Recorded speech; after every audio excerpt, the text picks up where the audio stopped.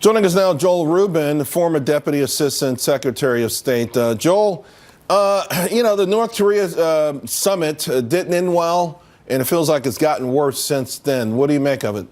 Yeah, Charles, it looks like our diplomacy is on its deathbed, unfortunately. Chairman Kim's word should not be trusted.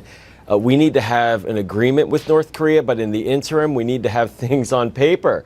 Really trusting his word is very thin gruel, and unfortunately, Secretary Pompeo doesn't have much to go on beyond that failed summit, and that's a real danger for our country and for the region in Asia with the North Korea's nuclear program. Although it's fair to say that walking away from a bad deal would have been better than doing any kind of deal, right?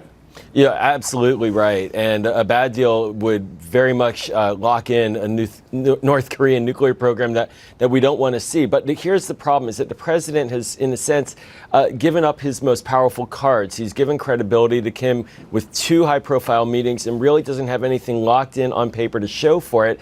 He needs to have more prep work done. He needs his team to be willing to be more flexible, and they need to get something tangible out of the North Koreans. Promises, Joel, let me ask you real quick, enough. because I've heard that somehow President Trump has given credibility to Kim. What world leader holds Kim Jong-un in higher esteem now?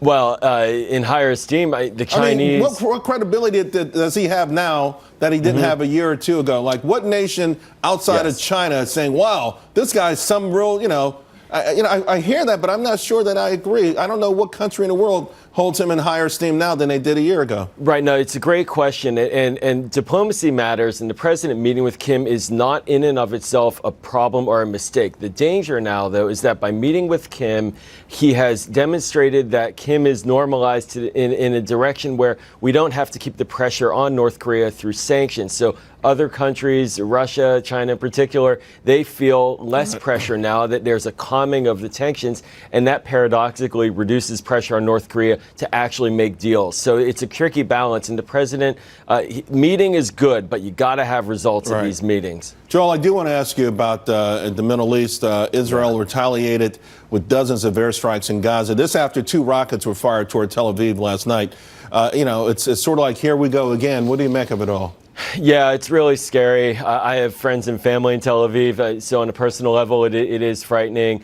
Hopefully things will calm down. It looks like Egypt has stepped in to do so, but this does point to the bigger problem, which is that there is an Israeli-Palestinian conflict, and we need to get in the middle of it. And right now, the Trump administration, unfortunately, is not speaking to the Palestinian moderates who can calm down this situation and can deal with Hamas. So we need to get everybody in the room, and we need to ensure that the U.S. is involved in the Israeli-Palestinian peacemaking, not on the sidelines. Yeah, I don't want to sound flip, but, is it oxymoronic to say that there are Palestinian moderates who have the ability to sway opinion right now? Is there a person or entity there that really can do that at this moment? Yeah, it's an underreported story, Charles, that Americans, taxpayers, we have been spending hundreds of millions of dollars to train Palestinian security forces in the West Bank, and that has been effective.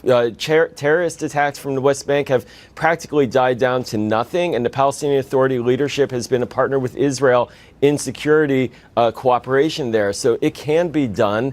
It's not easy. Hamas is a terrorist organization, and they have conflicts with the Palestinian leadership, but this means we need to lean in. Right now, unfortunately, though, the Trump administration has cut off aid to the Palestinians, which many Israeli security officials are concerned about. Joel, thank you very much. Appreciate it. Thanks, Charles. And now this busy day for President